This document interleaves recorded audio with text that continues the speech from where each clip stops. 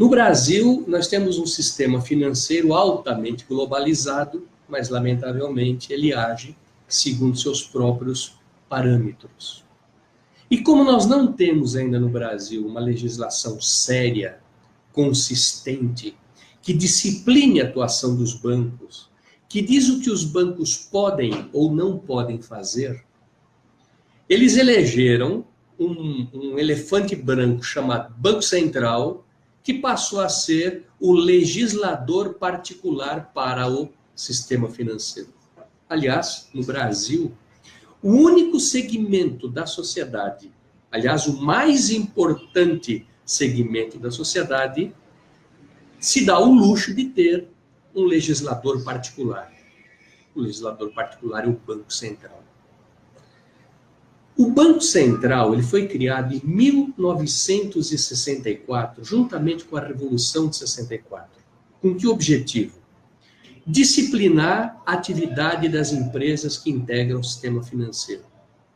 Só que de 1964 até hoje, nós sempre tivemos na cúpula, na diretoria e na presidência do Banco Central, 5 banqueiros, sendo um presidente. Ou o cidadão é banqueiro, ou então são os banqueiros que indicam aquele cidadão para ocupar aquele posto. Então, nós não temos no Brasil uma legislação que discipline a atuação dos bancos. Por isso, os bancos agiotam à vontade. O que é agiotagem?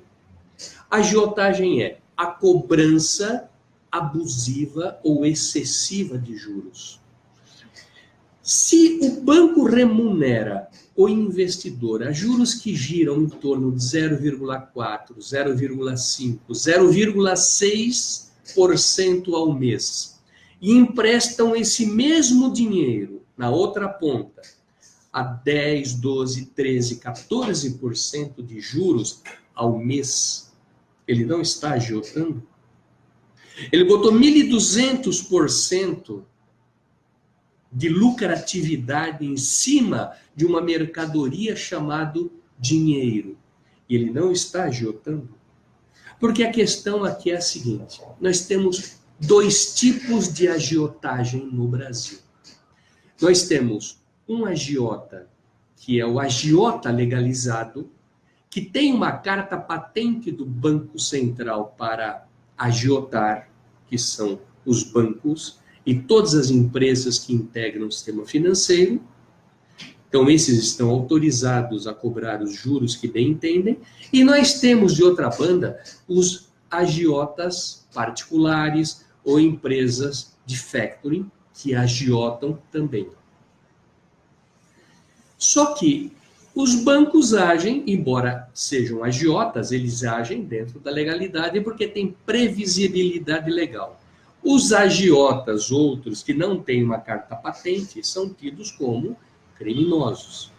E por serem criminosos, por estarem na contramão, por estarem à margem da sociedade e da legislação vigente, eles criam regras particulares, pessoais, próprias de uma atividade marginal. Então, os agiotas que passaram a ser elementos extremamente perigosos dentro da nossa sociedade.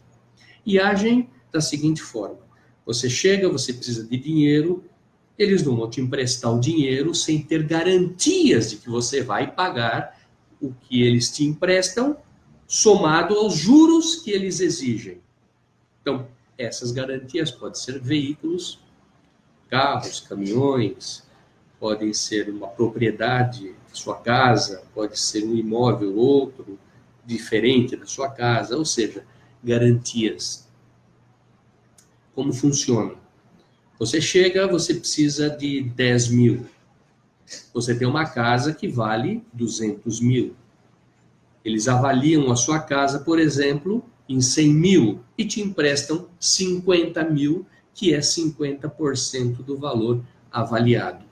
Só que você precisa passar o imóvel para o agiota, em garantia. Quando você faz isso, você perdeu a sua casa, você perdeu o teu imóvel, você perdeu a tua propriedade, você perdeu o teu veículo. Porque esses veículos, essas propriedades, você nunca mais recupera. Porque a dívida começa a ser trabalhada de tal forma que inviabiliza a entrega do imóvel, ou a entrega da casa. Temos inúmeros casos aqui na Andif, onde o cidadão pegou 50, 70, 80, 100 mil reais e deu a sua casa de 400, 500, 600 mil reais em garantia. Só que aquele valor de 70, 80 mil reais ou 100 mil reais que ele pegou, rapidamente se transformou em 600, 700 mil. E aí, como é que faz? É a condição imposta pelo agiota. Você me paga a dívida, que agora está no valor do seu imóvel, ou você vai perder o seu imóvel. Na verdade, isso não é só agiotagem. Aqueles que agem dessa forma incidem também no estelionato, que é induzir alguém a erro em proveito próprio ou de terceiros. Se você tiver questões desse tipo com agiotas, perdeu imóveis, perdeu o carro, deixou lá cheques assinados em branco, já pagou sua dívida, agora eles querem que você continue pagando, senão eles não te devolvem o cheque, a promissória ou a sua casa, entre em contato com a Andif, entre em contato comigo no 3106-1537, São Paulo, 011 3106-1537, porque isso demanda processo crime. Se você não for resolver essas questões na esfera criminal e também na esfera civil, você já perdeu o seu imóvel. Boa tarde.